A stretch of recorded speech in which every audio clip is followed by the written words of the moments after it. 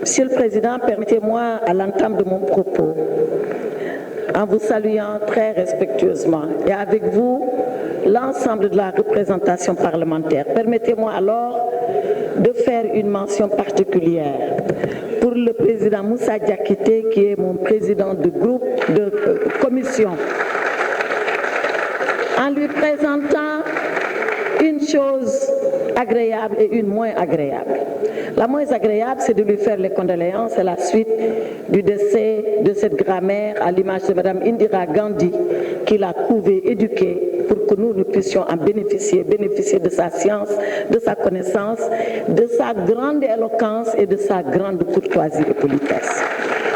L'autre chose agréable, c'est de le féliciter à la tête de cette commission où nous avons travaillé, j'allais dire, en parfaite complicité. Monsieur le Président, merci pour ce que vous nous apportez. Cela dit, je sais, Monsieur le Président, nous n'avons que 30 minutes ici, debout, pour représenter le gouvernement de la République. Je vais m'efforcer, en 20 minutes, de faire un exercice très difficile pour un avocat, celui de résumer alors que l'avocat est pour expliquer et pour plaider. Mais je vais le faire pour me soumettre à cette loi de notre représentation nationale. Et si vous en êtes d'accord, je laisserai 10 minutes au ministre El Hadj Momar Samb pour pouvoir répondre sur les interpellations ayant trait à la bonne gouvernance, aux droits de l'homme, toutes choses qui sont fondamentales dans la politique judiciaire telle qu'elle a été définie par le chef de l'État. Alors, Monsieur le Président, résumant, je pense que nous avons été interpellés sur 5 questions majeures. La première question, elle porte sur le personnel judiciaire. Combien de magistrats, combien de greffiers, combien d'interprètes, et que faisons-nous devant cette insuffisance de personnel judiciaire? La seconde question, elle porte sur les infrastructures. Qu'est-ce que nous construisons en termes de palais de justice, de tribunaux, en termes de maisons de justice? Que faisons-nous pour le casier judiciaire et que faisons-nous pour la justice de proximité? J'y répondrai. La troisième question concerne l'administration pénitentiaire. Quel est le statut de ces agents? Quels sont les moyens dont cette administration dispose et quelles sont les infrastructures en termes de prison et de lieux de privation de liberté avons-nous conçus pour cela? La quatrième question va concerner les instances judiciaires, les longues détentions, les mesures alternatives à la prison, la justice de proximité, le cas des mineurs, le casier judiciaire, l'état civil, le transfèrement pour les étrangers, les mandats d'arrêt, la CENTIF et l'OFNAC. La cinquième, enfin, elle concerne la justice en général. La justice comme politique, la justice comme devoir d'un État, l'indépendance des juges, le respect de la loi, l'intime conviction des magistrats.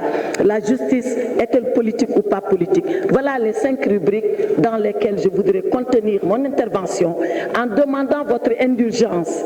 J'ai eu une quarantaine de questions. J'aurais souhaité répondre à chacune d'entre elles de la façon la plus précise. Et j'ai les moyens de répondre à chacune d'entre elles de façon très précise.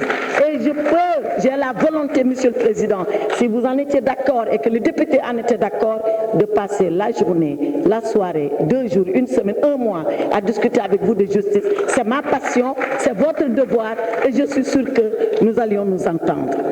Cela dit, le personnel judiciaire, qui sont les magistrats, de hauts fonctionnaires, responsables, j'allais dire notables, jamais une voix de haut, jamais une injure, jamais une incartade, jamais dans la République à manifester, jamais même à vous dire ce qu'ils pensent dans le fond d'eux-mêmes.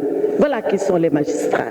Et aujourd'hui, les statistiques, 540 magistrats sur l'ensemble du territoire national qui rendent la justice. Cette justice que vous appréciez, que vous applaudissez parfois, que vous critiquez parfois, et eux, jamais vous les entendez dans le plus petit murmure dire eux ce qu'ils pensent de vous.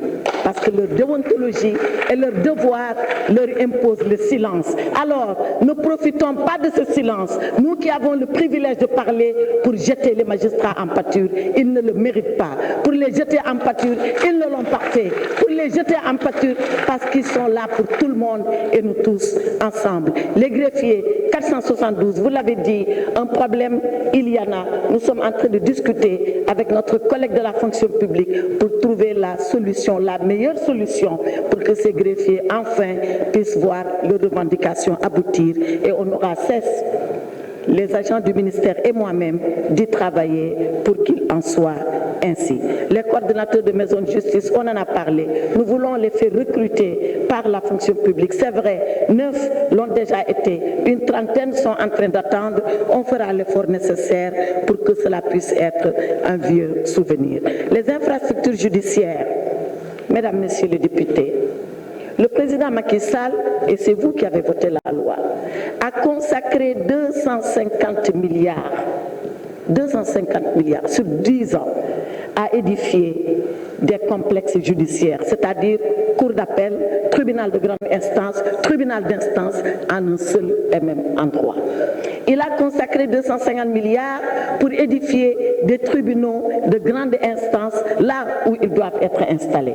Il a consacré 250 milliards pour construire des tribunaux d'instance là où ça doit être construit.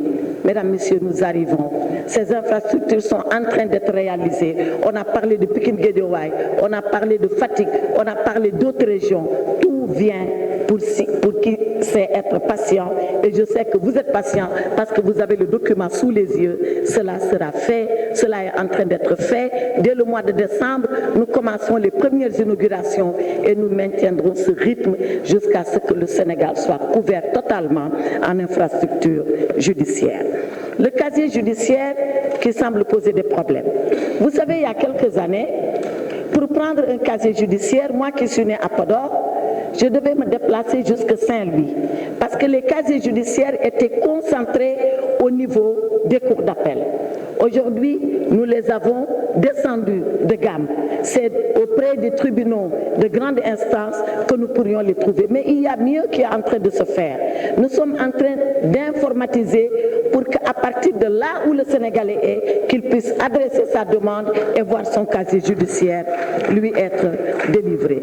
L'administration pénitentiaire, Monsieur le Président, quel est son statut? Nous avons ce texte de loi et nous sommes en train d'y travailler. Bientôt, il sera terminé et je pense que cette administration pénitentiaire, et ceux-là qui l'ont dit ont raison, a été ballottée de ministère en ministère. Un coup au ministère de l'Intérieur, un coup au ministère de la Justice. Le président Macky Sall a décidé de stabiliser cette administration, de l'arrimer au ministère de la Justice, parce que c'est elle qui continue le prolongement de l'exécution de la décision judiciaire. Nous en faisons une administration importante et regardez les crédits ou les projets de crédit qui sont alloués à l'administration pénitentiaire et vous remarquerez qu'une partie substantielle de notre budget va à ce département qui est un département extrêmement important. Et c'est l'occasion pour moi de saluer tout cela. D'abord à leur tête, le colonel qui est le directeur général de l'administration pénitentiaire, mais pas que, les inspecteurs de l'administration pénitentiaire, le directeur de l'école de formation de l'administration pénitentiaire et tous ceux-là qui, jour et nuit, sont au service des citoyens privés de liberté que sont les détenus. Et c'est parce qu'ils sont privés de liberté qu'ils ont droit à tous les autres droits et qu'ils ne doivent pas manquer en rien dans l'exercice de ces droits, celui de s'alimenter, celui de vivre décemment. Oui, président Birame Souleye Diop, je sais que parfois c'est difficile, mais nous faisons l'effort et je pense que les prisons du Sénégal ne sont pas les dernières prisons au monde. Allez quelque part dans un État aux États-Unis, vous enverrez les prisons du Sénégal. Allez quelque part en Afrique, voir les prisons, vous allez envier les prisons du Sénégal. C'est vrai, il y a beaucoup de choses à faire, mais beaucoup de choses ont été faites. Commençons par ouvrir les yeux et les reconnaître pour pouvoir mieux avancer dans cet effort. Et nous avons au Sénégal un organisme extrêmement important qu'on appelle l'Observatoire national des lieux de privation de liberté, qui est un observatoire indépendant et qui va tous les jours dans les prisons voir comment les prisonniers vivent, comment ils sont traités, comment ils sont soignés, comment ils sont alimentés. Et ces gens font des rapports. Et ces rapports sont non seulement publiés pour le Sénégal, mais sont publiés même pour la communauté internationale, pour que tout le monde voit, juge et commente le sort des personnes détenues ici au Sénégal. Les infrastructures de prison, oui, c'est insuffisant, mais reconnaissons que là aussi des efforts sont en train d'être faits. Une prison modèle est en construction à Diamniadio. Cette construction avait commencé. En définitive, nous avons déplacé le site et nous y sommes. En attendant, nous améliorons l'existant. Les vieilles prisons, on fera l'effort de la maintenance pour que ça soit des lieux dignes d'abriter des personnes humaines. J'en viens maintenant aux instances judiciaires. Ce qui a été le plus retenu ici, c'est les longues détentions. Je pense que nombre d'honorables députés sont revenus là-dessus. Certains même ont dit que je ne serais pas trop d'accord pour qu'il y ait un juge de référé liberté qui pourra statuer à la place du juge d'instruction. Il faut savoir pourquoi je l'ai dit. Je l'ai dit parce que je suis un avocat et que l'avocat, contrairement au procureur, il est toujours pour la liberté. Le procureur est souvent pour la liberté, mais pas toujours pour la liberté. Et je me dis que si vous mettez encore ce juge, il y a des risques que vous allongez la procédure. Il y a des risques que le juge d'instruction, décernant le mandat de dépôt, qu'on puisse se dire, au lieu d'aller devant la chambre d'accusation et en finir, allons voir le juge de référé liberté, plaider là-bas, avec encore une instance d'appel, avant peut-être de retourner ailleurs. C'est trop long. C'est trop long pour quelqu'un qui attend une liberté provisoire. Je ne dis pas que ce n'est pas faisable, mais je dis arrêtons-nous, réfléchissons sur le pourquoi du comment, voyons quelle pourrait être la conséquence sur le temps de la détention et faisons pour le mieux. Pour ce qui est des longues détentions, vous prêchez pour un convaincu. Je l'ai dit dès ma prise de service, nous voudrions travailler à arrêter les longues détentions. Et nous avons commencé avec l'administration pénitentiaire elle-même, avec la direction des affaires criminelles et des grâces, et le juge est là, il m'entend. Nous sommes en train de tout faire pour prendre des mesures alternatives à la détention, le port du bracelet électronique. Et vous l'avez dit, et contrairement à ce qu'on croit, ce ne sont pas les personnes de renommée qui peuvent avoir le privilège du bracelet électronique, si tant est que ça soit un privilège. Nous en avons de toutes sortes, des pêcheurs, des paysans, des personnes, excusez-moi du terme, complètement anonymes, qu'on ne connaît pas, et qui sont là et qui portent le bracelet électronique. C'est une mesure qui a été prise par le président de la République, qui est révolutionnaire en soi, qui est une mesure presque exceptionnelle en Afrique. Je pense que le président Abdoumou l'a dit, et les juges sont en train d'utiliser ce moyen d'éviter le mandat de dépôt quand cela est nécessaire. Et aujourd'hui, en termes de bilan, sur 1000 bracelets électroniques qui ont été posés initiaux à l'origine, nous avons 306 déjà qui ont été placés. Il nous reste un peu moins de 400 et nous ne souhaitons même pas avoir à les utiliser parce que nous voulons que tous les Sénégalais respectent la loi et soient en paix et que le juge n'ait pas à intervenir. Mais si par extraordinaire cela était nécessaire, alors il y a encore de quoi utiliser le bracelet électronique. Sur les questions d'état civil, toujours dans les instances judiciaires, je voudrais rassurer l'honorable député Diopsi que le décret est en train d'être pris pour ce qui concerne Tivaouane. Nous sommes en train de suivre ça et très bientôt, je pense que cela sera un mauvais souvenir. Quid des transfèrements? Les transfèrements, c'est quand un Sénégalais est poursuivi, condamné et emprisonné à l'étranger. Je l'ai dit et je le répète, nous devons signer des conventions avec les États de là où ils sont emprisonnés pour pouvoir obtenir le transfèrement ici au Sénégal. Quid des Sénégalais qui sont à l'étranger et qui commettent des délits contre le Sénégal? Question de l'honorable député Kourandjaï. Mais vous savez, moi, je trouvais qu'il y avait des mandats d'arrêt qui ont été lancés contre des Sénégalais à l'étranger. Et mon devoir, c'est de faire exécuter ces mandats d'arrêt. c'est de les faire exécuter. Il y en a déjà un qui est en cours, mais qui se défend. C'est son droit, il va se défendre. L'État du Sénégal se défendra. Et dépendant de ce que cette justice dira, la personne reviendra. En tout cas, il est hors de question que les Sénégalais soient punis au Sénégal parce qu'ils ont enfreint la loi et que d'autres Sénégalais ne soient pas punis parce qu'ils sont retranchés à l'étranger. On ne l'acceptera pas. Et ça, on va y veiller et on fera le travail. Est-ce que CENTIF et OFNAC, on a les rapports? Oui, on a certains rapports. Est-ce que nous y travaillons? Oui, nous y travaillons.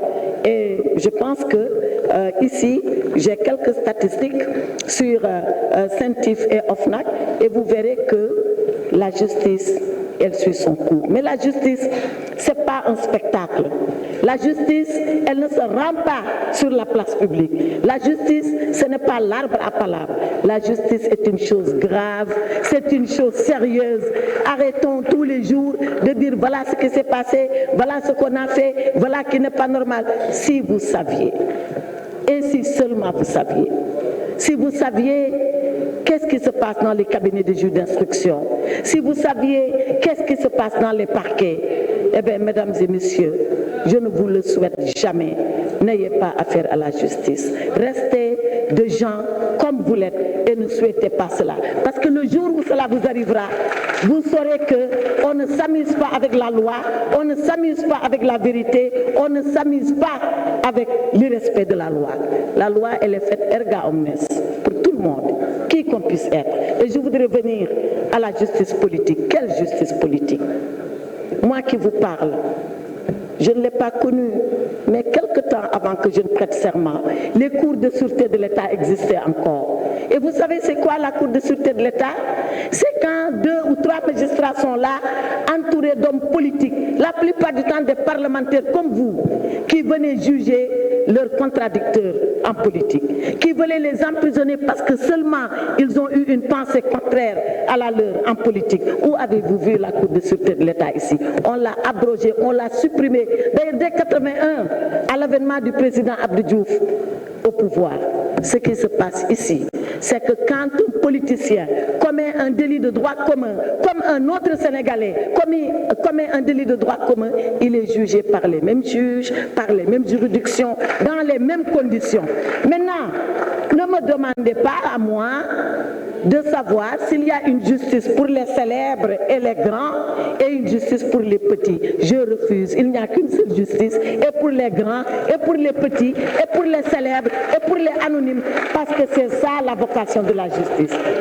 Et le président Birame Souleye Diop me dit la justice est incarnée par une femme. Oui, c'est une déesse qui s'appelle Thémis. Il me dit qu'elle a les yeux bandés. Oui, elle a les yeux bandés. Il me dit qu'il tient un glaive à la droite. Non, il le tient à la gauche, qui s'appelle la funesta. Il me dit qu'il tient la balance à la gauche. Non, il tient la balance à la droite. Elle pèse et elle sous-pèse. Et quand elle a fini, seulement quand elle a fini, c'est là où elle se bande pour que le glaive s'abatte. Qui qu'on puisse être, riche ou pauvre, célèbre comme anonyme, connu comme inconnu. C'est ça, l'œuvre de justice. Et c'est pour ça que l'œuvre de justice est une œuvre grave.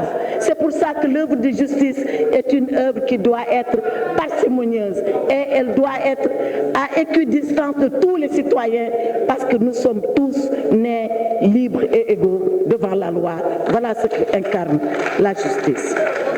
Alors, pour moi, il n'y a pas de détenus politiques. Il y a des détenus tout court. Et ils sont tous de droit commun. Et ils sont tous égaux devant la loi et donc devant la justice. Et je voudrais en venir à l'indépendance. C'est quoi l'indépendance du juge? Mais est-ce que les personnes qui tous les jours nous disent que les juges ne sont pas indépendants, est-ce qu'ils nous ont dit en quoi les juges sont dépendants? Je reviens encore à la justice d'il y a quelque temps. Dieu merci, je ne l'ai pas connue. Ou pour aller au Conseil supérieur de la magistrature, le juge voyait sa carrière définie, son avancement ou sa rétrogradation décidée, sans qu'il n'ait la possibilité de participer, encore moins de savoir qu'est-ce qui va se décider sur son sort. Aujourd'hui, ce sont les mêmes juges qui décident de leur avancement, qui jouissent de leur carrière, qui font leur propre discipline. Que fait le président de la République là-dedans? Rien, absolument rien. C'est ça l'indépendance de la justice. C'est de dire aux juges, vous avez une affaire et vous jugerez selon la loi et selon votre conscience. C'est ça l'indépendance du juge. Mais quelle est cette indépendance ou cette dépendance, qui vous dit, si je gagne, bravo, les juges c'est des héros, bravo, les juges c'est des patriotes, bravo, les juges c'est des indépendants. Et quand j'ai perdu, on veut jeter les autres aux gémonies. Pourquoi? C'est quoi cette justice à deux vitesses que vous voulez inculquer? Nous respectons les juges, y compris ceux-là qui nous déboutent, comme nous respectons les juges, y compris ceux-là qui nous font gagner. Parce que c'est ça la justice. Je l'ai dit et je le répète. Garde des Sceaux, ministre de la Justice, je découvre les décisions de justice en même temps que vous. En même temps, quand le juge rend la décision, favorable comme défavorable, parfois c'est à la radio que je l'apprends. Et vous dites que les magistrats ne sont pas indépendants. Et moi, le ministre de la Justice, je ne suis pas au courant des décisions qu'ils rendent. Et vous dites que la justice n'est pas indépendante quand l'État est débouté tous les jours et que vous applaudissez tous les jours. Et vous dites que la justice n'est pas indépendante quand vous citez ici des procureurs qui normalement dépendent même du ministère de la Justice, mais qui font tous les jours des réquisitoires contre l'État que nous-mêmes on découvre en même temps que vous dans les salles d'audience. En quoi la justice ne serait pas indépendante? Je pense que nous ne devons pas nous amuser avec les concepts. Nous ne devons pas nous amuser avec les principes. Comme je l'ai dit, la justice est une chose trop grave pour qu'entre les mains de n'importe qui, dans la bouche de n'importe qui, qu'on puisse galvauder des choses, dire des choses, commenter des choses, alors que c'est très souvent loin de la vérité. Monsieur le Président, pour terminer sur l'indépendance de la justice, je voudrais invoquer le respect de la loi. Le respect de la loi par tout le monde. Le respect de la loi, d'abord par vous-même qui votez la loi. En vous respectant vous-même, qu'on ne l'oublie pas, les lois sont votées ici. Elles ne sont pas votées en Conseil des ministres. Elles ne sont pas votées au tribunal. C'est ici qu'elles sont votées. Elles sont respectées en Conseil des ministres et elles sont appliquées par les juges. On a dit que depuis 2012, le président Macky Sall aura fait régresser la justice. Si faire régresser la justice, c'est renforcer les juges, alors oui.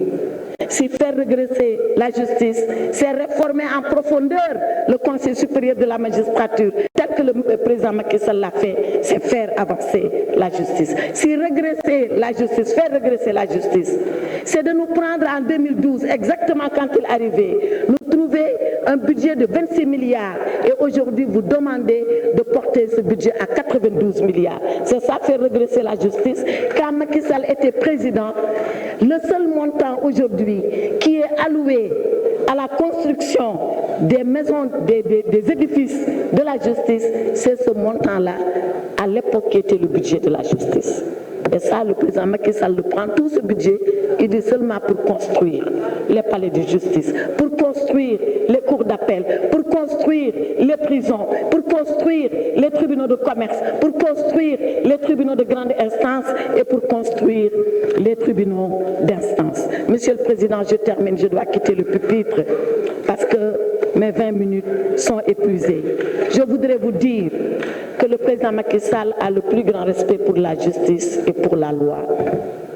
Et à ceux-là qui pensent qu'on ne dit plus « force reste à la loi », vous devez tous chanter en chœur et la voix très haute que force doit rester à la loi. Et force restera à la loi. Et pour que force reste à la loi, c'est vous-même les députés qui devez y croire, parce que la loi c'est le peuple et que le peuple c'est vous. Donc vive les députés que vous êtes et force doit rester à la loi et force restera à la loi. Je vous remercie de votre aimable attention.